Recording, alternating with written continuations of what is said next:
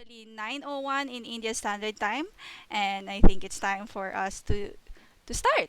So, Sir Yep. Anirudh, would you like to please start to introduce yourself? Yep. Thank you, Erika. And good morning, everybody, and welcome to the third APEA conference in EvalFest 2022. So there are two bodies, APEA and ECOI, coming together to host a lovely conference, evaluation conference for the 5 days we are working on it. Thank you all for joining.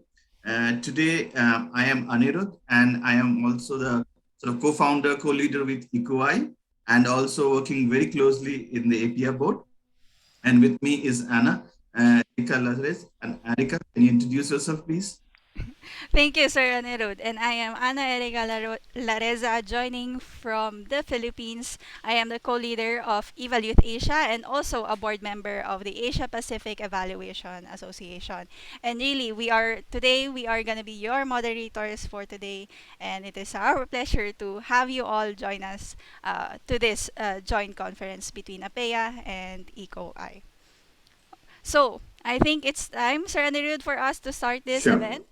Go ahead. To give his welcoming remarks, I would like to invite the president of the Asia Pacific Evaluation Association, Mr. Acela Calagampitia. Acela, please take the floor. Thank you, Anna Erika. Good morning, good afternoon, good evening, everyone. Our chief guest, Dr. Shekhar Bonu, Director General, Development Monitoring and Evaluation Office, Niti Aayog, Government of India. Distinguished keynote speakers, Manny, Marco, Sylvia, and Gabriela, dear participants, colleagues, and friends. It is my great pleasure to welcome you all to the third APEA conference and EvalFest 2022. It is a great achievement that APEA, ECOI, and DMEO jointly organized this conference with many challenges in front of us during the COVID-19 pandemic. I thank ECOI and DMEO for partnering with APEA and making productive and friendly collaboration in this initiative. This joint conference is supported by UNFPA Evaluation Office and the Independent Evaluation Office of Global Environmental Facility. I would like to personally thank directors Marco Segone and Juha Uito for supporting the conference. Also, several partners joined us in organizing this conference and thank their true partnership. The conference was amazingly attracted by people from all corners of the world. Last 2 days, we had 3 workshops which were full with active participants. The conference has presidential stand, panels, roundtables each day on various topics in line with the main theme of the conference. Our sessions are very much rich with various topics, content, and expert panelists. In each session, we have allocated time to engage participants as we believe in dialogue through multiple ways of communication to generate knowledge. Please don't forget to share your thoughts, views, questions in sessions. We want to make this as an opportunity to promote evaluation ecosystem, which is the topic of the conference in our countries as much as possible. We advocate for promoting the evaluation ecosystem in this region. I thank our hardworking organizing committee for making this possible. We have a wonderful team, including the stream leaders and members for program, production, communication, and registration, whose commitment and dedication was excellent. Some of our team members got COVID positive recently, and some had family emergencies, and some had both COVID and family emergencies. Did anyone give up? Stop the work? No one, never. Did anyone take a rest in this situation? No one. My vocabulary is not enough to appreciate their commitment, dedication, and loyalty. I will not mention names as there are so many, and I don't want to leave anyone behind by mentioning names. I thank you, my friends. This is not about one event, one conference. You have contributed to the future of evaluation. Let me finish my speech by thanking you all and once again warmly welcome to the conference. Enjoy the conference in next 3 days. This is a start. I hope to work with you all in achieving the vision for evaluation in the region. Thank you very much. Thank you. Thank you very much, Acela. And now we would like to move to our next speaker, Sir Anirudh. Thank you. Thank you, Erika. And thank you, Asela. I would now call upon Dr. Rashmi Agarwal. Dr. Rashmi Agarwal is a core member of the evaluation community of India, and a huge lot of experience she brings from working in the field of evaluation in both in government and non-government settings. Dr. Rashmi Agarwal. Thank you, Niruddha. Good morning, good afternoon, good evening from the places you are joining, and namaste. The topic of this joint conference, as you know, is towards a vibrant evaluation ecosystem, creativity, collaboration, and convergence. Reflects that evaluation ecosystem needs to be energetic, dynamic, that responds to the emerging and evolving evaluation field with proactive thinking. This would no doubt need to be creative and innovative, with full of illuminating ideas to resort to, and should be based on partnerships and cooperation that could take all together in terms of stakeholders and innovations. Under this overarching theme, there had been several sub-themes, and you might have seen in our program outline. So on behalf of Evaluation Community of India, I am happy to welcome Dr. Shekhar Bonu, Director General, Development Monitoring and Evaluation Office in APEA, Government of India. We are honored to have him as the chief guest, as under his guidance and supervision, DMEO has done excellent work in developing the evaluation ecosystem in the country through developing partnerships with various stakeholders, giving focus to professionalization of evaluation, working on evaluation policy, capacity building, and so on. We will get a chance to hear from him more about these initiatives. Dr. Bonu has done his PhD in public health from Johns Hopkins University, Baltimore. Earlier, he has worked in Asian Development Bank and as Director, Urban Development and Water Division, South Asia Regional Department. He belongs to Indian Administrative Services and worked as a Special Secretary, Medical and Health, Jaipur, Rajasthan. I welcome you, sir. I welcome our eminent keynote speakers, Gabriela Rencheria, Emmanuel Jimenez, Sylvia Salinas, and Marco Segone, who will walk us through the need to spread evaluative thinking at all levels to develop evaluation ecosystem. I welcome all our keynote speakers. I'm excited to see the participants in the session and the enthusiasm. I welcome all the participants. Once again, a warm welcome to you all. Over to you, Erika and Erika. Thank you. Thank you, Dr. Rashmi. Erika? Thank you. So thank you so much for welcoming also, because we also would like to re-echo that to welcome our keynote speakers. So today we also have prepared short films for everyone. First up is a short film about the Asia Pacific Evaluation Association. So I hope everyone would like to sit back and enjoy. Over to our team to play the video.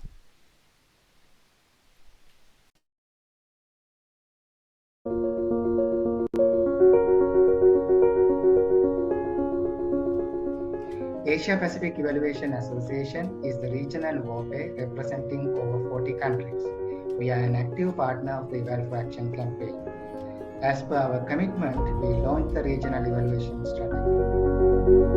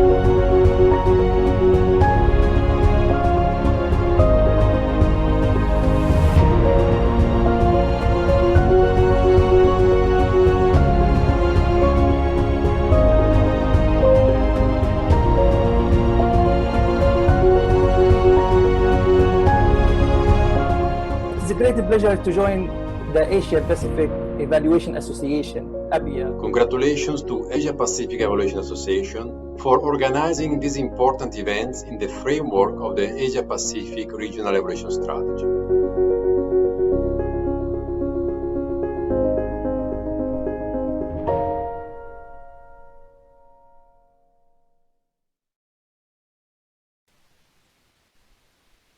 Thank you.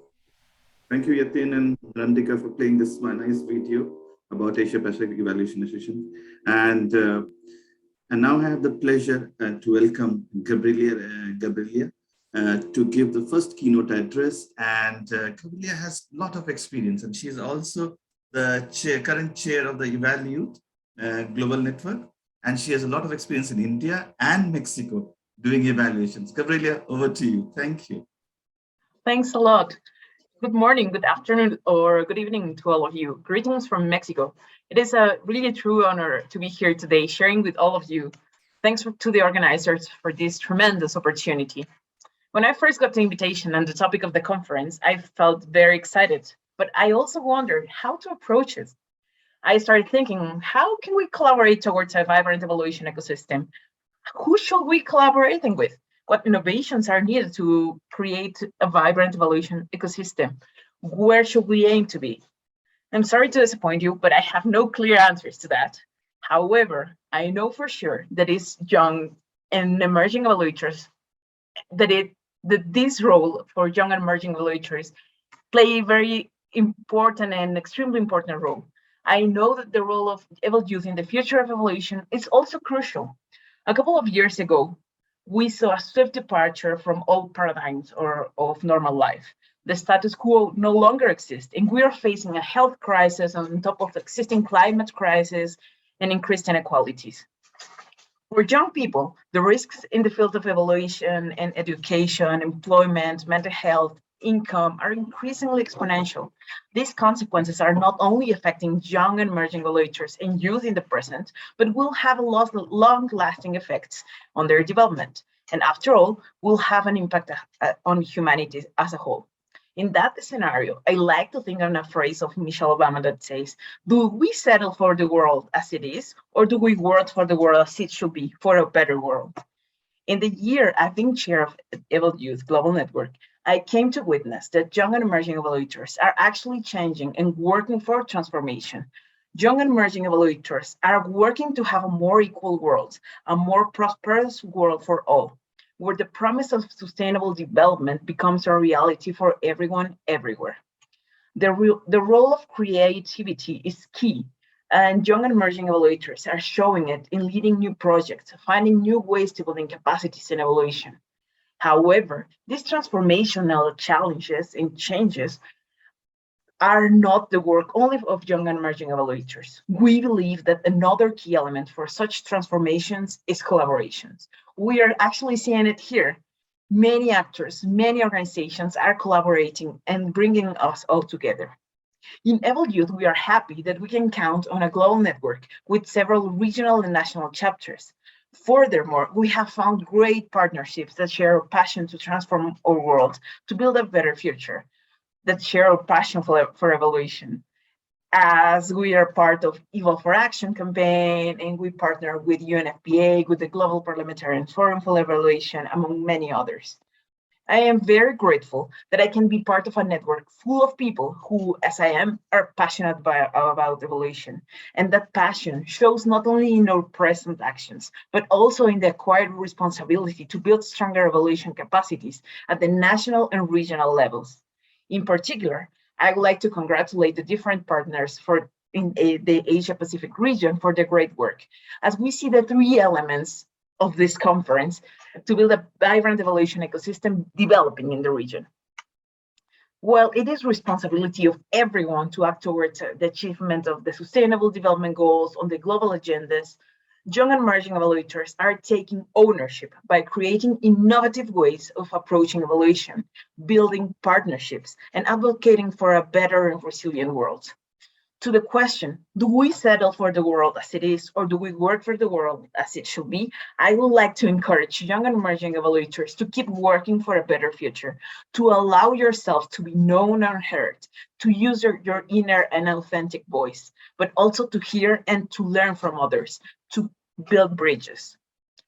I would like to thank the Asia Pacific Evaluation Association, the Evaluation Community of India, the Development and Monitoring and Evaluation Office, EvalYouth Asia, EvalYouth India, many other partners for their great work preparing this conference. And I hope we can enjoy this 3 days conference and give us tools and skills to build a vibrant evaluation ecosystem in different countries, in the Asia Pacific region, but also worldwide. Thanks a lot, and I wish we all enjoy this conference. Thank you, Gabriela. Erica? Thank you, Gabby. So up next, we will have to. I would like to invite as well our next keynote speaker. He is the Director General of the Independent Evaluation Department of the Asian Development Bank. So it is my pleasure to welcome Sir Emmanuel Manny Jimenez. Sir Manny, please take the floor. Thanks very much, Erica, and thanks you all to all those who've organized APEA ECOWI conference and EvalFest. Special thanks to Estella and Rashmi. Good to see you again after all these years, and also to our chief guest, Sakar Bonu. It's really an honor to follow Gabriela of EvalYouth and see her passion, which is a real inspiration for me. If there was I guess I'm at the other end of the age spectrum, so if there was an Eval senior, I would be it. I've been in evaluation for some time, but 2 months ago, I joined ADB as be the head of their independent evaluation. As Rashmi and Asala mentioned, the past couple of years have really highlighted on all of us evaluators the need to collaborate and be creative. Let me just cite 2 examples that the ADB has been working on that have really presented opportunities for evaluators, but also huge challenges. One is responding to short-term crises. As you know, the COVID-19 global pandemic has affected everyone. In developing Asia, it was one of the most dynamic economic regions with very high GDP growth, which in 2020 actually came to a standstill and became even negative. It has rebounded in 2021, but it's again expected to decelerate. Governments have responded to this health and economic crisis by directing large amounts of spending, and they've been supported by international organizations like ADB, which committed over $30 billion. Questions will be raised on how effective the spending has been. There'll be a huge demand on us as the evaluation community. It's not surprising. But the funders also want quicker responses as they're making decisions. They're not prepared to wait years later on effectiveness. At the ADB, for example, IED, independent evaluation, came up with what we call real-time evaluations. 3 were sent to the board and a 4th one is due in 2022, and which actually highlighted how budget support for governments by the ADB has been appreciated and how long-term effects still need to be seen. It also warned ADB about the delays in their support for vaccines. It was very challenging to do these evaluations because we as evaluators are used to giving feedback after the effects have been observed. And so how can we as evaluators be more nimble? And this raises questions of methodology. How do we attribute the actions of the evaluees to the outcomes? And how do we collect data so quickly? The other challenge is how do we as evaluators respond to the long-term crisis of climate change? This past year has highlighted in Glasgow, for example, how the world's actions in this decade will have long-term consequences with a possibly existential issue. This is especially the case in the Asia region, which has 30% of the planet's landmass and 60% of the population, and also is the largest source of greenhouse gas emissions, and also has the most people at risk. Again, it's not surprising that countries and organizations are gearing up for actions to combat climate change, and evaluations are being used. The ADB also did an evaluation last year prior to the Glasgow COP, and it felt it said that ADB could play a stronger leadership role in climate change in the region, and that while its mitigation efforts did lead to uh, lower greenhouse gas emissions, adaptation is still a work in progress. These long-term evaluations also pose challenges for us as a development community. First of all, climate change is a global public good. There is no counterfactual to Earth as a planet. Secondly, programs to address them are multi-sectoral, where we as evaluators tend to think in simpler interventions in one sector. Thirdly, the outcomes are long-term, and ex-post evaluation becomes really difficult when we have to wait for such periods. And finally, data are difficult to get. And there have been some very interesting innovations in this using big data to use satellite images on the effects of interventions in climate change. So in sum, there are big challenges ahead for all of us, but also big opportunities.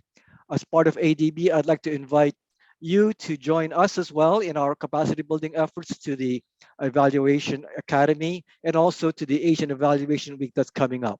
But most of all, I would like the opportunity to thank you again for inviting me to this event and to look forward to renewing our partnerships in the future. Thank you very much. Back to you, Erica. Thank you, Sir Manny. And Sir Anirudh, for the Yep. next part. Thank you. Can I request Radhika to play a short film on EcoI and Evaluate India? We are delighted to walk you through the journey of the evaluation community of India for the past 6 years. Here are a few glimpses of EcoI, its past, present, and future activities. In early 2015, a group of evaluation enthusiasts and development professionals from India came together to organize a 5-day event called EvalWeek 2015 in association with Niti Aayog, the apex public policy think tank of the Government of India. The event was inaugurated by the then Honorable Minister of Program and Planning, Mr. Rao Inderjit Singh. 2015 was the International Year of Evaluation, and India was the first country to receive the evaluation torch, which had been carried by Mr. Marco Sigoni from New York. In the same year, in the month of October, ECOI was formally launched by the then CEO of Niti Aayog in New Delhi with 200 attendees who were mostly development professionals and practitioners both from the government and non-government organizations across India. ECOI is run by a group of individuals called core group members. ECOI follows a unique governance of collective decision-making without any hierarchy among the office bearers. Institute of Social Studies Trust, a registered public charitable trust, functions as the secretariat of ECOI and handles the administrative and financial matters. ECOI is recognized by the International Organization of Cooperation in Evaluation, abbreviated as IOCE, as the National Voluntary Organization for Professional Evaluation from India. In 2020, ECOI became an important part of Eval for Action campaign, the global campaign of Decade of Evaluation for Action. In 2021, Development Monitoring and Evaluation Office of the Niti Aayog India signed a statement of intent with ECOI as one of their technical partners towards developing a robust evaluation ecosystem in India.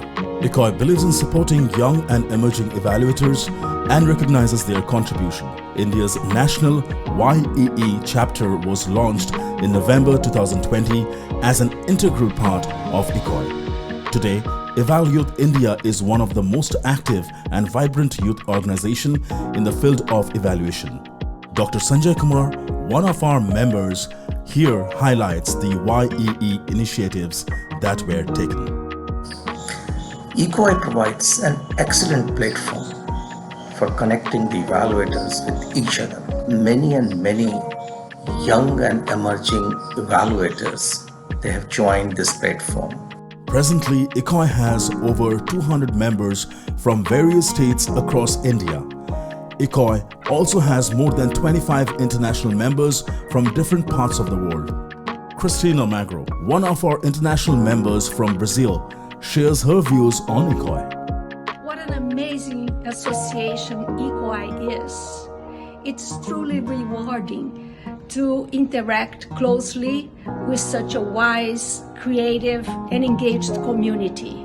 ECOI has 2 state chapters, Maharashtra and Gujarat. The coordinators of the state chapters conduct workshops and consultations from time to time.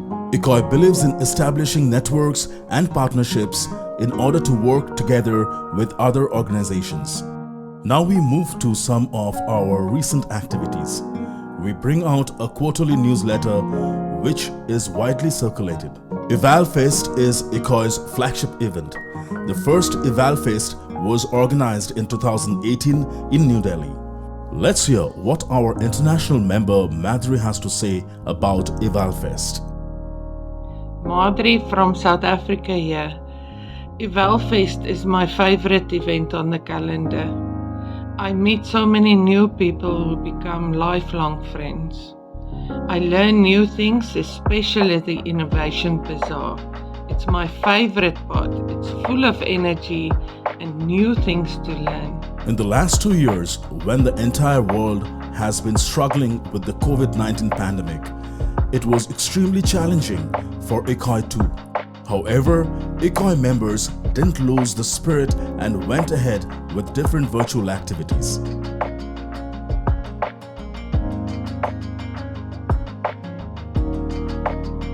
ECOI has produced a number of knowledge products. One important objective of ECOI is to develop capacities among young and emerging professionals. This year, ECOI has joined hands with APEA to organize the EvalFest 2022. It is a glorious moment for the evaluation movement for the whole of Asia-Pacific region.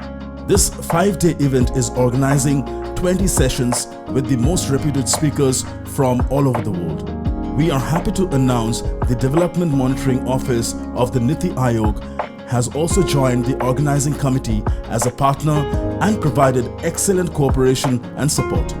In the next couple of years, ECOI would like to concentrate on. We have a long way to go. We invite you to join us. Thank you.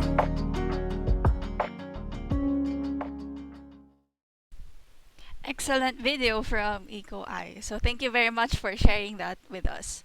Up next, we have the another keynote speech from the president of the International Organization for Cooperation in Evaluation, most of us also know as IOCE. I would now like to welcome Silva Salinas to the floor. Go ahead, please. Thank you very much. I feel very, very honored to be part of this this inauguration of the conference, and I thank you all very much for the invitation and congratulations for all the work so far and for all the inspiration that comes from the two films. I would like to share my my screen, please. Okay, thank you so much. Well, as I am representing IOCE, I also decided to talk about the importance and the challenges for VOPIs. So the title of my presentation is Vibrant VOPIs for Vibrant Ecosystems, New and Not So New Challenges and Opportunities. Very inspired by all the two films that you shared, and congratulations once again. I would like to start to briefly share what is a voluntary organization for professional evaluation, also mentioning that currently IOCE is discussing or reviewing the definition in our bylaws, because very interesting discussions have emerged around our activities and around new emerging actors that also want to become VOPIs or part of VOPIs. So for now, we can take this definition. It is maybe the broadest definition that is circulating, that voluntary organizations for professional evaluation are, by definition, associations or societies open to membership by a variety of individuals and actors that include practitioners, academics, commissioners, and also people that are responsible for government policies and systems related to evaluation. So this is just to have a shared understanding or language on what is a VOPI. And here's some numbers to share with you, which also I wanted to share because I'm a VOPI, and not only an evaluation, but a VOPI enthusiast. So it is very interesting to understand all the power and the potential that is in VOPIs, as we have already seen from the two films that we just watched. Currently, there are 160 VOPIs registered with IOCE. These are located in 107 countries, which implies that more than half of the countries have at least one VOPI. VOPIs are national, regional, and also subnational. It is interesting to note that since 2005, the number of VOPIs has tripled. And VOPIs has, according to our records, of course, have around 85,000 members, which implies that 85,000 people are evaluation experts, activists, enthusiasts, and I would like to highlight also the word volunteers.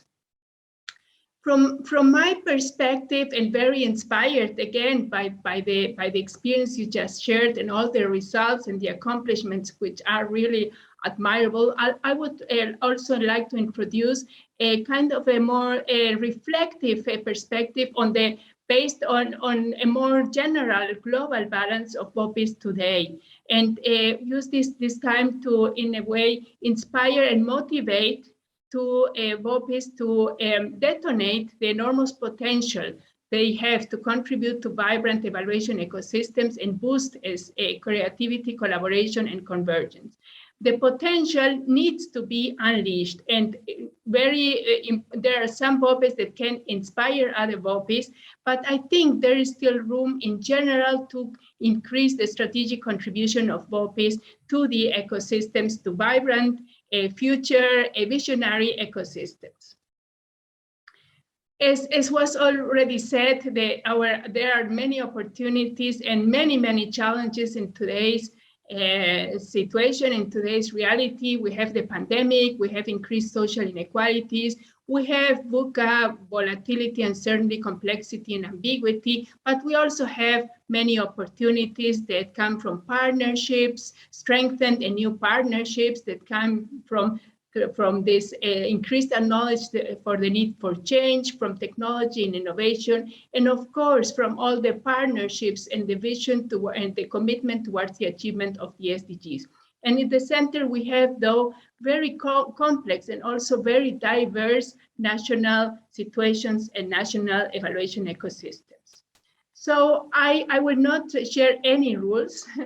It's just a few tips that I have organized in 10 tips or 10 points, which are for both, which are, may guide or visionary VOPIs, and those that understand that the basics are not necessarily the obvious. So I would like to, these are my reflections, my inspiration from the years that I have been chair, president, from first my national VOPI in Bolivia, then the regional VOPI in Latin America and the Caribbean, and now IOCE since almost 2 years.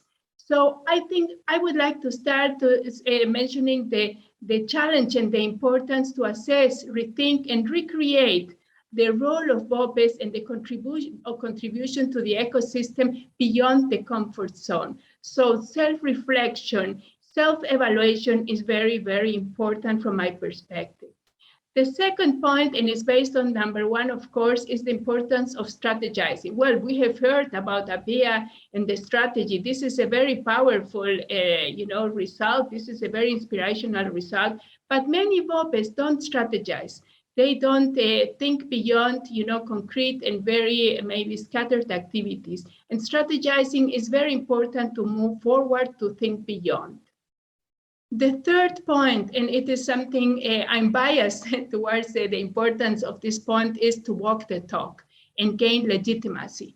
I think that VOPIs, we have to be examples of equity, inclusion, ethics, transparency, and accountability. These are not only issues about evaluating others, about the evaluation, about quality evaluation, but about ourselves. And we must be very critical in terms of, yes, many VOPIs have lost legitimacy in the last years.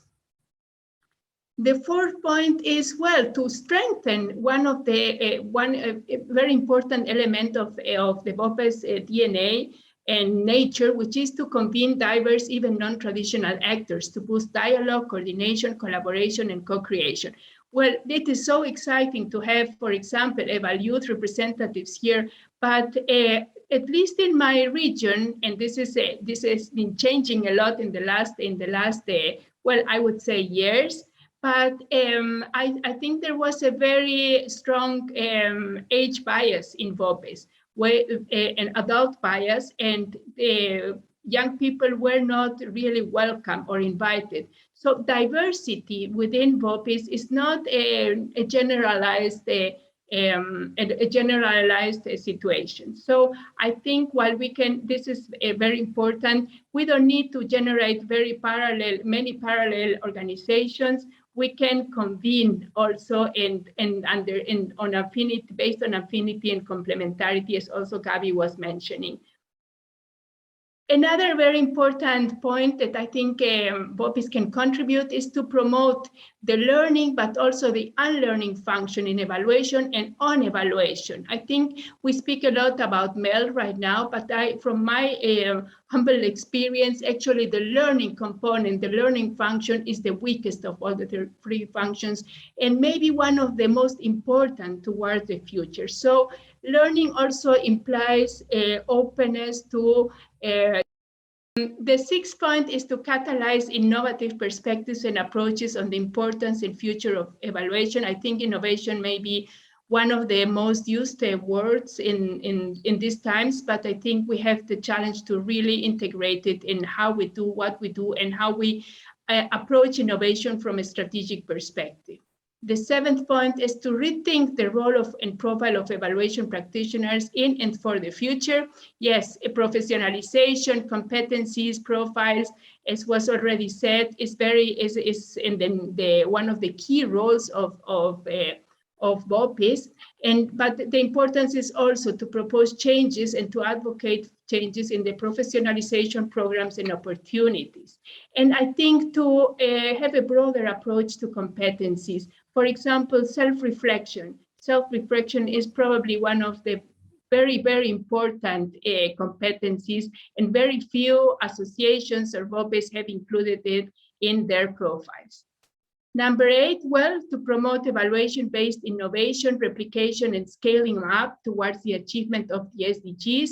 We know that the challenges towards reaching the SDGs have only become more important, larger, and not very motivational in terms of what we have gone behind.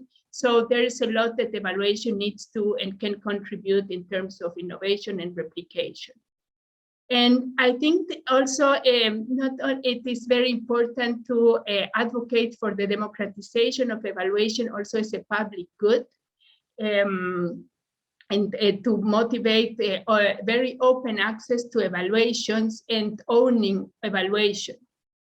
And number 10, I would like to make a call for BOPES and actually for all actors to promote respect and value for all the voluntary work in evaluation. So in a summary, and this is actually, yes, my last slide, is I think that BOPES can be are unique, or can become, or can strengthen their contribution as unique strategic actors for vibrant ecosystems, because they, 1, contribute to strengthen a culture of evaluation. 2, have a privileged knowledge of the context and sensitivity to the realities of populations left behind. Bring together evaluation practitioners articulating multidisciplinary perspectives, learning and creative approaches. Promote professionalization of evaluation and good practice. Lead accountability in relation to the integration of values and cross-cutting approaches like inclusion, rights, and ethics, where I think we still have some important challenges to move forward toward. Connect multiple stakeholders to address the opportunities and challenges of evaluation. And finally, advocate for the use of evaluation to enhance policy and program effectiveness, innovative solutions, and transformative changes.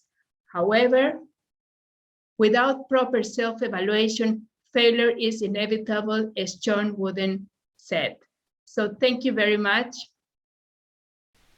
Thank you, Sylvia. Sir Anirudh, for the Yeah. next part. Thank you, Erika. Thank you, Sylvia.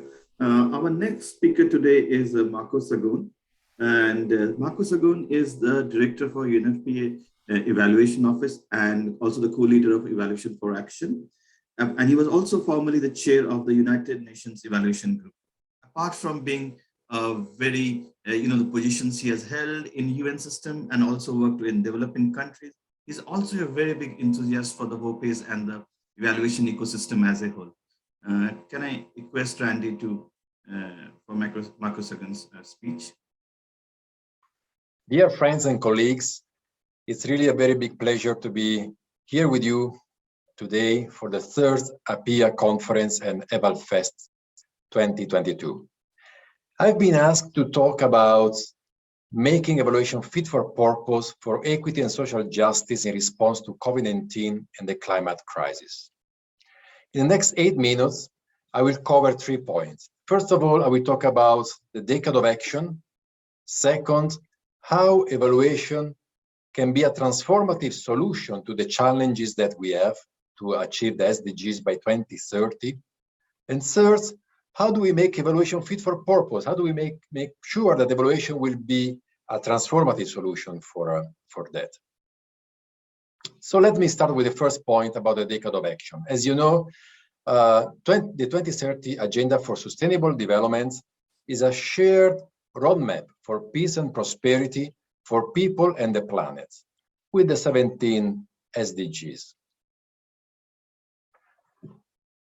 Unfortunately, the SDG report 2021 of last year already made clear that the world was already off track in realizing the ambitious commitment of the 2030 Agenda, even before COVID-19. And with the pandemic, we saw further magnified, deeply rooted problems from insufficient social protection, wealth public health systems, inadequate health coverage, structural inequalities, environmental degradation, climate crisis, etc. The situation, unfortunately, is not so positive. For the first time in over 20 years, the global extreme poverty rates rose. 2 decades of gains in education were wiped out. Women are facing increased domestic violence. Child marriage is projected to rise after a decline in recent years. Concentration of major greenhouse gases continue to increase. And of course, immense financial challenges, especially for developing countries. But we have to see COVID-19 not only as a crisis, that for sure it is, but also as an opportunity to make the transformation needed to deliver on the promise of the 2030 Agenda, including for those farthest behind.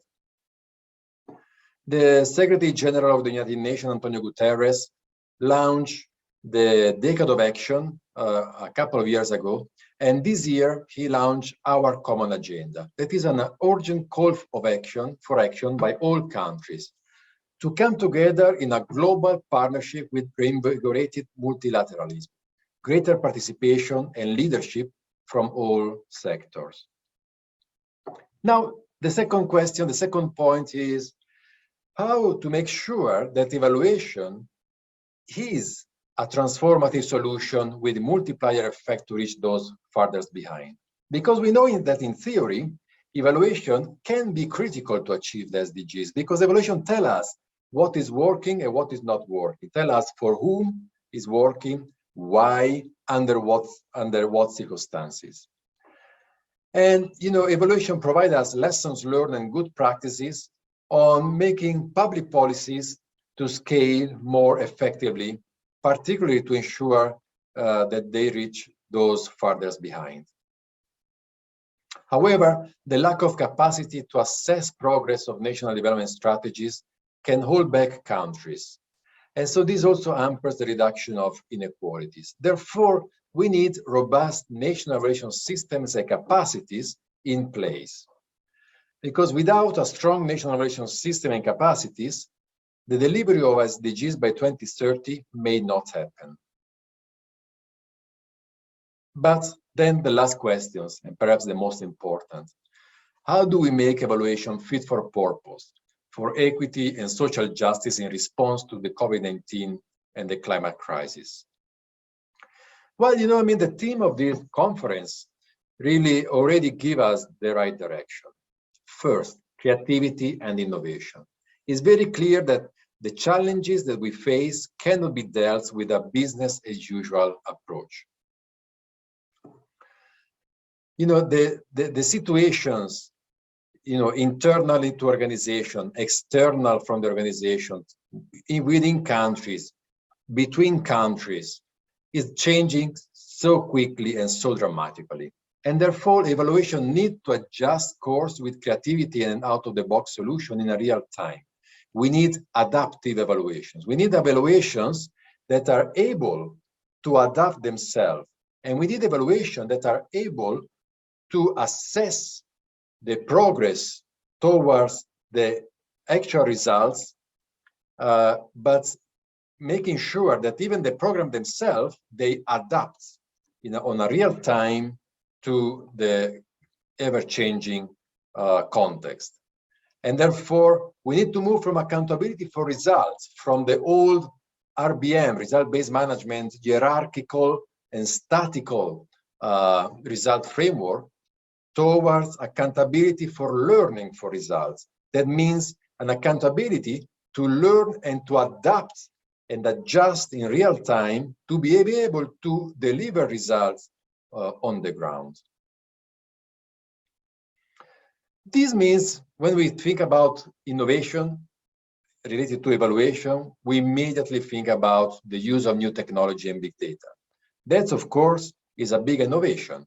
And just the COVID-19 has pushed us to use more and more new technology and more big data, including satellites images, including drone, and more we, as the global evaluation community, are exploring the leveraging of the artificial intelligence and machine learning.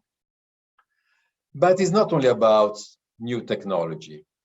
We also need new evaluation approaches, methodologies, and evaluative solutions. And for that, we need to adapt ideas and methods from other disciplines. But sometimes we can also use traditional evaluation approaches in a new manner. So innovation doesn't mean always new things. It can also mean to use old approaches, but in a new way. To be able, once again, to adapt evaluation techniques for real-time learning and adaptation. And we need to focus on innovate in enhancing the use of evaluation.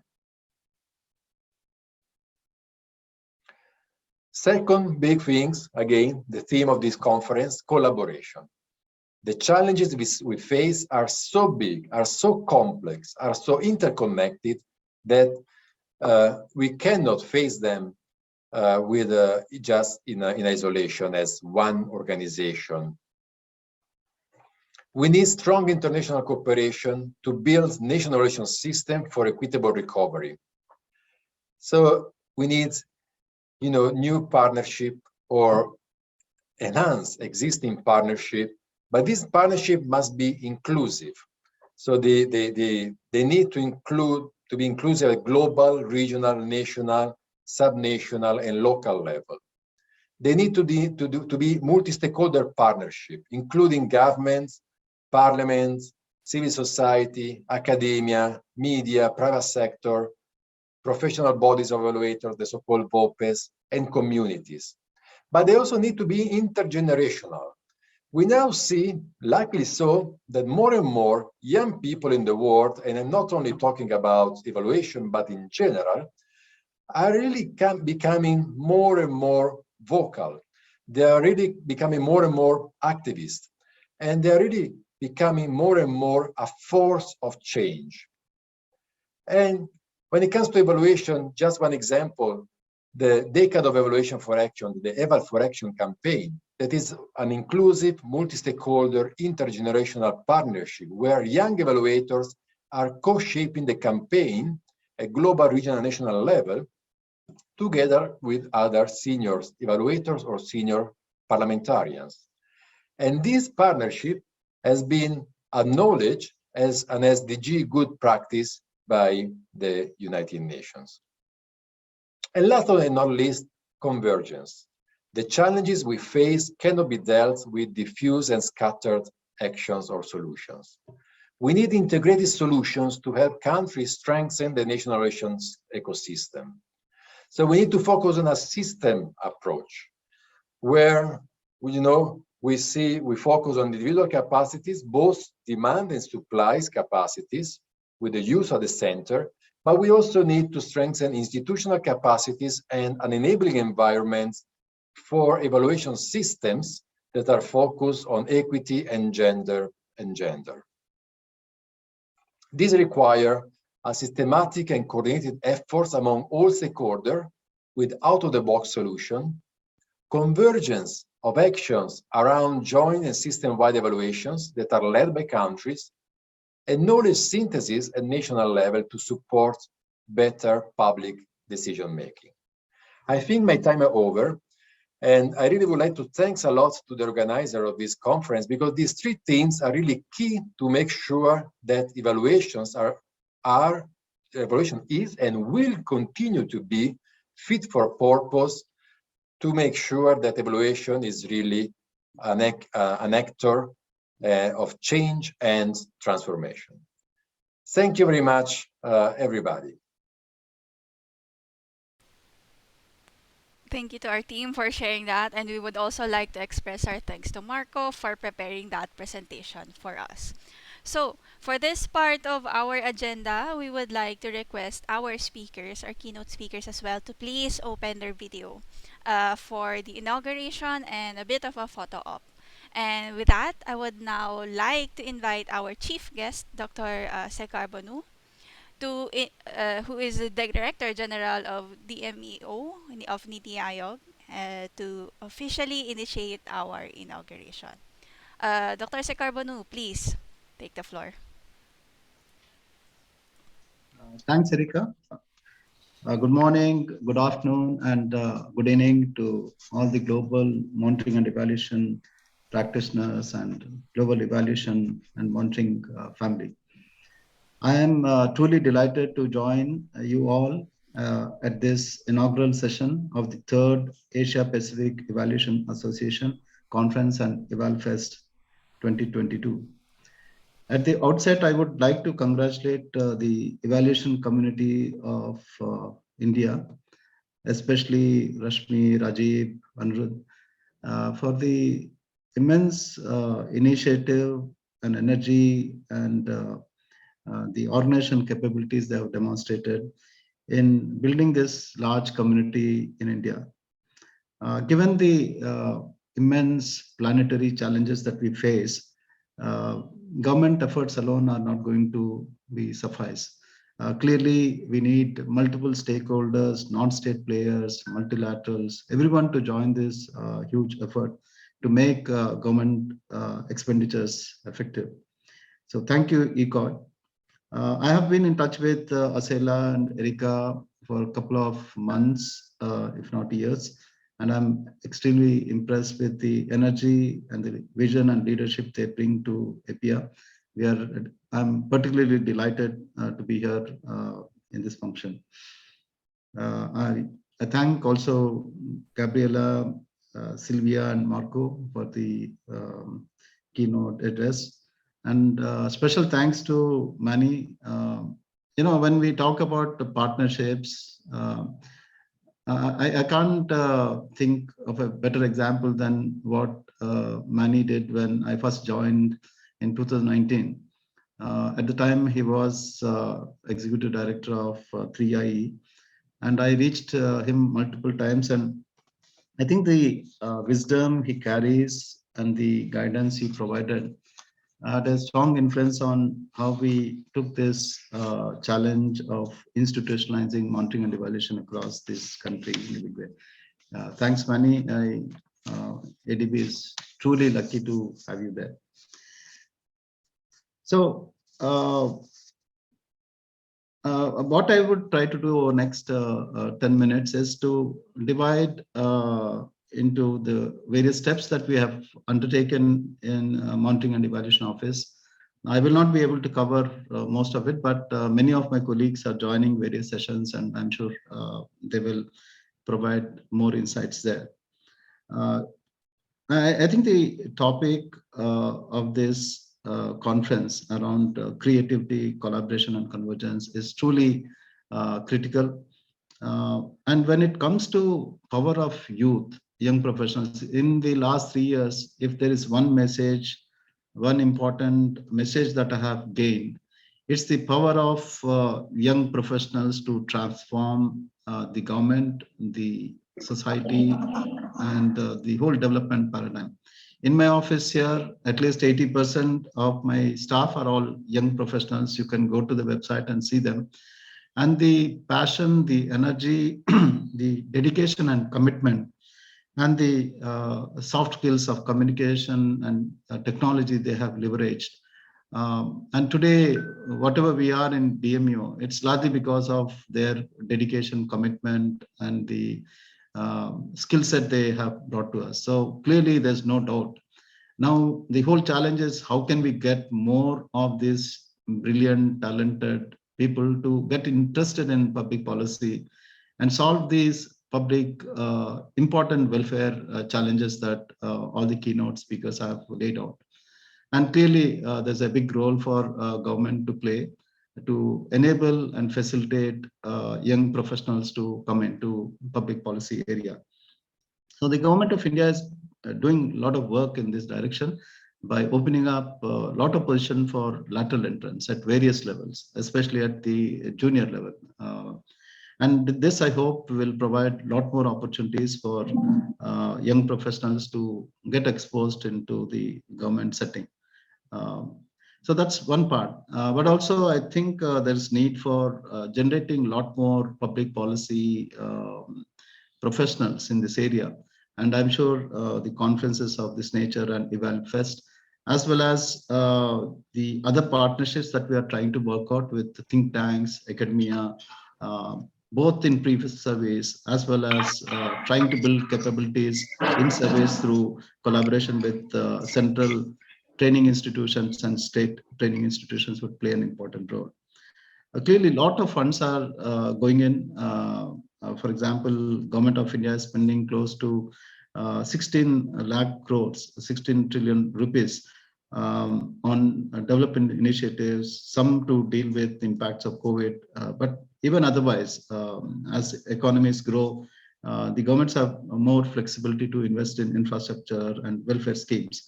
So clearly, but given the challenges, I think there is a lot of scope for improving the effectiveness of government expenditures. And this is where I think monitoring and evaluation truly plays an important role. So what are some of the measures largely in line with the themes of the conference that DMU has done? One, I think monitoring and evaluation is a later stage work, but I think that there is immense need for quality at entry. So Government of India has decided to make logical framework essential part of every investment proposal. So there's a commitment on part of the proponent of the outputs and outcomes that they are going to achieve. And that I think would be the basis for monitoring, evaluation, and that whole accountability chain. We have heard a lot about not leaving the last person out. I think we really need to put a lot of effort to reach the most marginalized and most deprived. These are voiceless people in the system, and we have moral obligation to do it.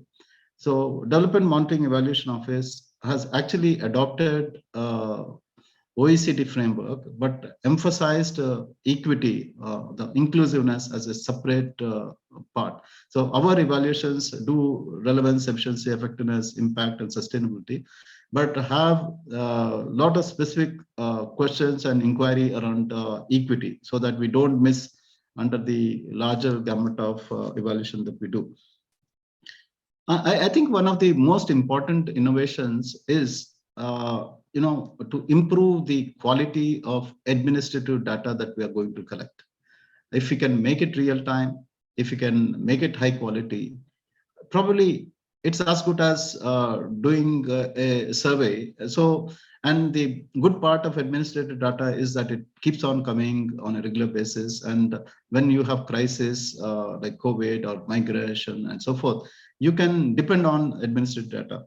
What DMO has done, and thanks to largely the brilliant colleagues, talented colleagues that we have, is we have come up with a framework called Data Governance and Quality Index. This is basically a self-assessment tool to look at how IT is applied in various departments in different government schemes to improve the quality of administrative data collection, and also doing the high quality analytical work to achieve the purpose of evidence-based program management and policy tweaking.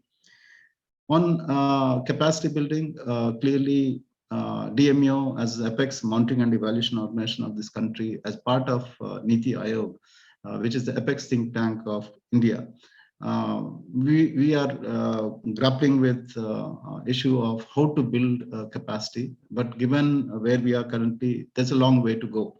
And clearly partnerships play a very, very critical role. Government has committed to Mission Karma Yogi, through which competency-based training programs using technology would be expanding.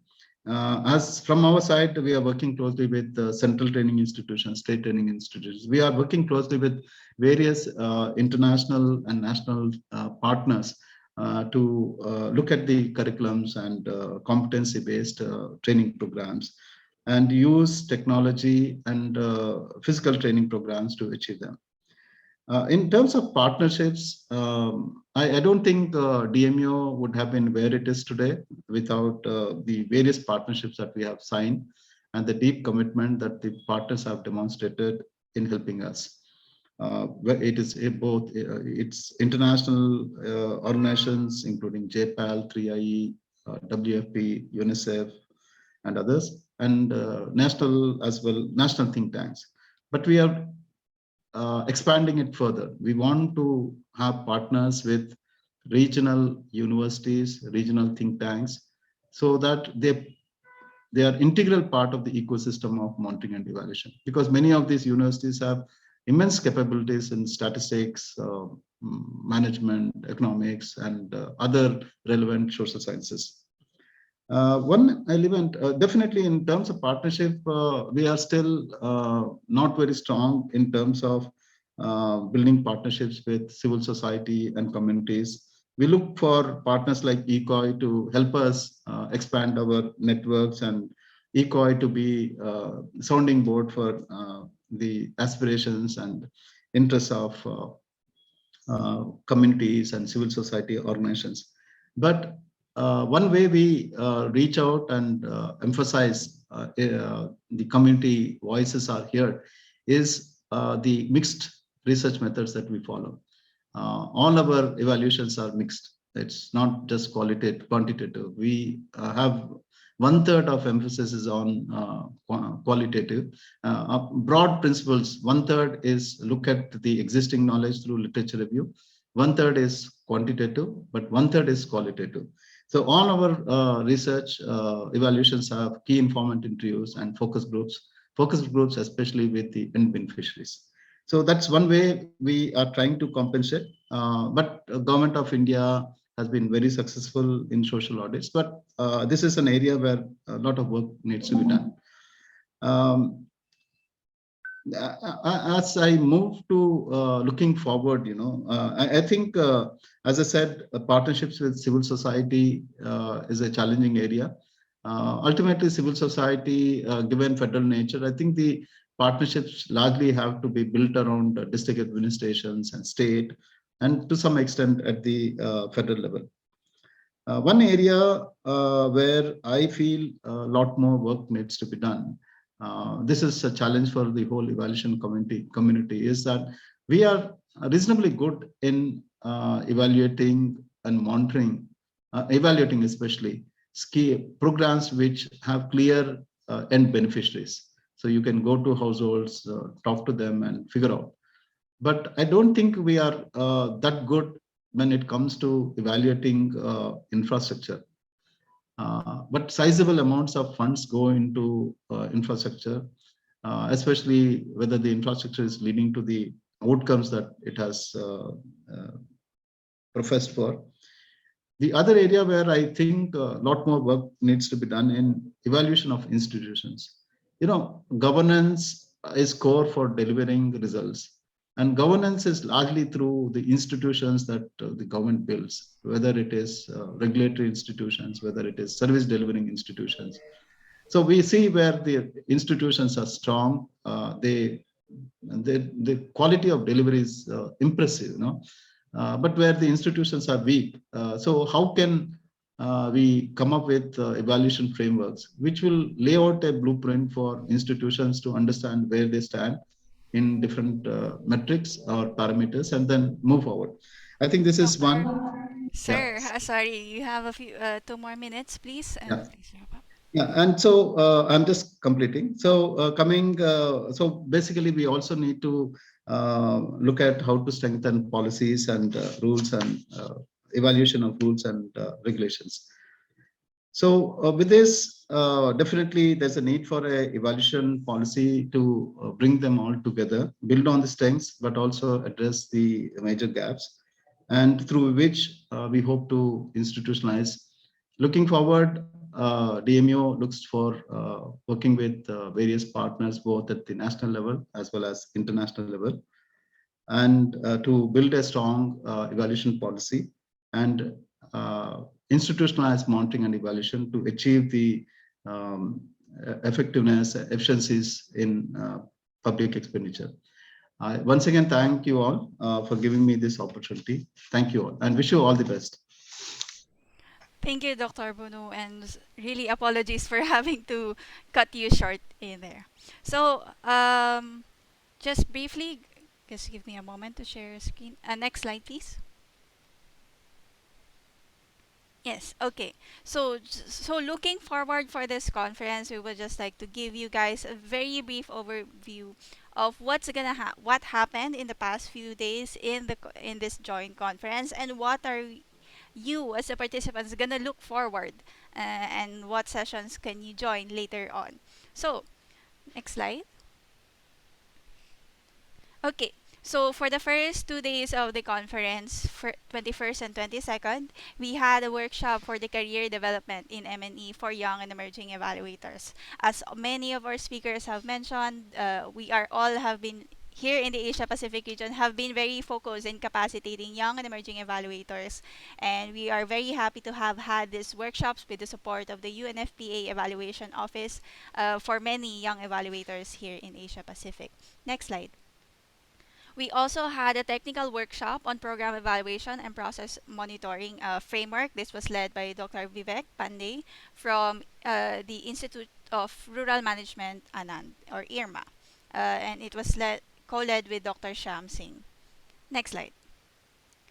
And just yesterday, we also had a workshop on designing and evaluating for complexity using innovative approaches. And it was led at CREA University by Sona Mitra, Suhatra, Mridulya, and Molchan. So, up next. Go ahead, Sir Anil. Thank you. Can you get the next slide, please? Yeah, so every day, next 3 days from 23rd today, 24th and 25th, we are going to have different sessions. Today there are 5 sessions planned. The first, we have the presidential session, which is about leveraging partnerships for and strengthening the evaluating ecosystem. So we have got Dr. Narendra from the DG from NIRD. He's sort of he's chairing the session along with a host of very good panelists coming up at 11 o'clock today, followed by, next slide, followed by we are looking at the Eval partners of 10 years together, co-creating the Eval Agenda 2030. So we have got Zayed Musa, Taruna and Nicola coming together at 12:45 today. Next slide, please. Then we are looking at a small roundtable, which is basically looking at the role of young and emerging evaluators in building the evaluation ecosystem. We have Dorothy as a chair, and then we have a host of actually young evaluators work talking through us and talking about how they are helping us going to build the evaluation ecosystem. Next, please. This one is a parallel session which is being led, parallel session by, is chaired by Rob. Shina is there, Adiraj is there. So it's a panel on the transformational change and evaluation. And that's at 2:30 today, at 2 o'clock today, IST. That's a parallel session. Next slide. The last slide for today is a panel which is on adaptation and resilience to climate change and lessons from evaluations. This session has been organized by GEF and IEO. So Geeta Batra is chairing the session along with a host of her colleagues. That's a very interesting session that is going to be coming in at 5:30 today evening. Do look out for that. So that's the wrap for today on 23rd of February for the first day of the conference. Now we move on to the next day, which is the 24th. We start again with the presidential strand, which is the demand and use of evaluation for achieving SDGs by parliamentarians. So Kabir Hashim from Sri Lanka is chairing it, followed with a host of parliamentarians from different other countries. So do look out for that at 9 a.m. tomorrow, IST, 9 to 9:30 a.m. IST. Next slide, please. The next session tomorrow is around 11 o'clock India Standard Time, is on a panel which is on national evaluation policies and systems in Asia Pacific, chaired by Anthony, and Erica is there, Yatin is there. So it's a host of young people talking about national evaluation policies and systems in Asia Pacific. Do look out for that. Next slide, please. The third panel tomorrow is on how to reach the last mile, engaging the hard to reach communities in evaluation. That's a very interesting panel chaired by Dr. Shiv Kumar tomorrow at 11 a.m. So do look out for it. And that's one of the very interesting topics and a very favorite, I think, within the conference from the participants. Next slide, please. The next program on 24th is we have this launch of the consortium of institutions of monitoring and evaluation. So Shyam is the moderator and Natalie is the chief guest. We do have a consortium on looking at how we can take the field of monitoring and evaluation ahead in Asia Pacific, and how can educational institutions come in and support that whole initiative. So to do look out for this launch of this event on tomorrow at 1 p.m. IST. Next one. So the next is followed by a panel on institution and professionalization of evaluation. Vlatko is the chair of it, and we have a host of people talking about how to take this evaluation field and how to make it more professional. And you have bringing in systems, standards, and all those. So that's an interesting discussion on evaluations coming up. Do look out for that at 2 p.m. tomorrow, 24th February. Next one. The next panel is on the prospect of M&E education in Asia Pacific. Shyam is chairing that with a host, a very interesting panel, practitioners also in the panel. So on how to take this whole issue of education, M&E education in Asia Pacific. That's on 24th, 2 p.m. to 3:30 p.m. IST. Next one. And the last and the next session we have is organized by UNICEF at 5:30 to 7 p.m., which is focusing on evaluations during COVID-19 with a focus on women and children. That's a panel organized by UNICEF. So Juan Heban is chairing that session with a couple of colleagues. Kurush is there, Esther is there. So do look out for the interesting experiences which evaluation UNICEF has on evaluations during this phase of COVID. That's coming up on 24th evening. And that's another parallel session we have together on 24th evening at 5:30 p.m. same time. That's being led by Molushri Mohan from JPAL South Asia, and it's on measurement of gender outcomes. So we have got two parallel sessions tomorrow evening to look out for, both interesting. So we start to 25th morning. So the last day of the conference on 25th morning at 9 a.m.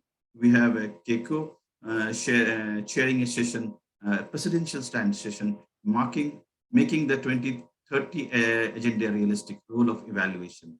So and with the whole, Ram Kumar Punyal is there, Sanjeev Chedan from Gates is there, Ada is there. That's a very interesting panel coming up with a host of experience which we have to listen to. Next one, please. So from 11 o'clock, we have on 25th is a panel which is towards SDGs, equity focused and gender responsive evaluation, chaired by Jannavi. So we have Yamini from Gates, we have Satish from IIT Bombay, and a host of other people joining to share the experience on gender responsive evaluation. 11 o'clock to 12:30 IST. Next one, please. The third, it's a parallel session which will happen with the gender session, is 11 o'clock to 12:30 again, is a panel on experiences of building evaluation ecosystem in India, chaired by Shailendra and Avinash. DMEU is supporting and helping us organize this one. So do look out for this session also. Next one, please. And then we have got the launch of the brown bag series on regional evaluation strategy. Maha is the speaker over there, 1 o'clock to 1:30. Next one, please. Then we have a very interesting space. You know, Madhuri talked about and everybody talked about, we used to have in our EvalFest, earlier versions of EvalFest, we had the bazaar, innovation bazaar. So because we can't have the innovation bazaar physically, so we have brought it on a digital platform. So Bijita is going to be the moderator of the innovations and open space, which is focused on innovations and experiments. Do look out for that on 25th from 2 p.m. to 4 p.m. Then we have the closing plenary on 25th, which is the last session of this whole evaluation conference, is at 4:30 to 6 p.m. on 25th. Marco is chairing that session with Professor Reinhardt, Maha, and Renika. So that's the closing, and that's where we will wrap up the 5-day EvalFest 2022 and third APEA conference. So we have got a lot of choices to pick from, to attend whatever really you love and want to hear the speakers, and a very interesting set of panel of speakers are there, and enjoy the conference. Thank you. Erica? Yeah. Thank you, Sir Anirudh. So, before that, I would just like to tell everyone that our kind producer member Maduka have shared the program booklet for everyone's reference. So please feel free to access that so you would have a guide throughout the conference. So up next is a vote of thanks from our dear Dr. Rajiv Nandi, a core group member of the evaluation community of India. So Sir Rajiv, please take the floor. Thank you, Anna. Respected Sri Shekhar Banu ji, Ms. Sylvia Salinas, Ms. Gabriela Renteria, Dr. Emmanuel Jimenez, Mr. Marco Sigone, and distinguished guests and delegates. It's my privilege to propose a vote of thanks on this occasion, the inauguration of the third APEA conference and EvalFest 2022. I, on behalf of the organizing committee, extend a very hearty vote of thanks to our chief guest, Sri Shekhar Banu ji, and our distinguished keynote speakers, Dr. Emmanuel, Ms. Sylvia, Ms. Marco, and Ms. Gabriela, and all the participants for gracing this occasion with your presence and support. Friends and colleagues, Sri Shekhar Banu, the Director General of the Development Monitoring and Evaluation Office of Niti Aayog, Government of India, is one among the top evaluation experts and leaders who is fully committed to building robust evaluation ecosystem in India and in this region through partnership and mutual learning. Since he joined his current office in 2019, he has brought new energy and enthusiasm in India's evaluation discourse. Dr. Bonu always supports ideas and initiatives of opening up spaces for new collaborations and dialogues. We are immensely thankful to him for accepting our invitation and also for gracing the occasion with his presence and his valuable inaugural speech. We'll remember your valuable suggestions, sir, during this conference and beyond while drafting our future agenda. We are extremely happy to have Ms. Sylvia, the president of IOC, and Ms. Gabriela, the chair of Evaluate Global, among us today. Sylvia and Gabriela are two globally renowned evaluation leaders from Latin America. Your keynote speeches set the tone of this event. Thank you, Sylvia, for reminding us the important role of OPs as strategic actors in building vibrant evaluation ecosystem. We're extremely happy to acknowledge your support and guidance to take the evaluation movement of evaluation ecosystem building to the next level in Asia Pacific. Gabriela is always highly inspiring with her speech. I'm sure our young colleagues were motivated immensely and getting reaffirmed their roles and contributions in the field of evaluation. Dr. Manny, General Director Director General of the Independent Evaluation Department of Asian Development Bank, had joined the inauguration of the EvalFest in 2018, the first EvalFest that was organized in New Delhi. We are delighted to see you back, Dr. Manny, with us today from your new office in Manila. Your speech enhanced our confidence and strength.